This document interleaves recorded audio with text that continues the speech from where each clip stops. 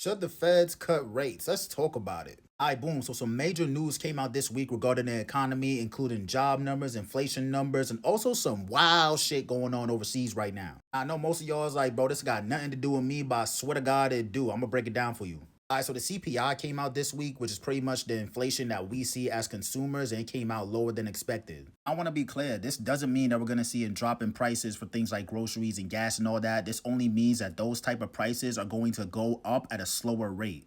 Also, the PPI, which is pretty much the inflation that businesses see, also came down lower than expected. Now, this is great news for the economy because if y'all don't remember a few years ago when inflation was at like 6, 7%, it was wild. The economy was off the Hennessy, Casamigos, and Teleport, but now it's off the Chardonnay and it's just chilling. Now, with both business and consumer inflation almost getting back down to that 2% that the feds are looking for, it's making it look way more likely for feds to cut rates sooner rather than later. Here's the catch though, even though inflation is dropping, more people are losing their jobs. Along with the inflation reports that came out, unemployment claims number came out this week and it came out higher than expected. So inflation is dropping, but people can't afford to buy the prices because they don't got a job. With unemployment rising, it gives the feds even more leverage to cut rates because a lot of businesses pay for their employees' salaries through lines of credit. And if the feds cut rates, it's going to lower the cost of those lines of credit so now they can pay for their employees' salaries, aka more jobs for us out here. And on top of that, Israel and Iran is trying to put belt to ass on each other, respectfully. Now, the reason this affects us is because Iran holds a lot of oil. So if anything happens, like a blockade or whatever happens with Iran's oil, hey, we're going to see $6 a gallon again. I ain't going to lie. Now, with all this going on, me personally, I think the feds need to cut rates, which will cut down the interest rates on loans and credit cards. With unemployment rising and this war popping off between Israel and Iran, I think we'd rather play it safe than sorry and cut rates now so that way we can keep up our consumer confidence. Then at the same time, if we cut rates too early, we could increase inflation too high and get back to them COVID 2021 levels. But I don't know, bro.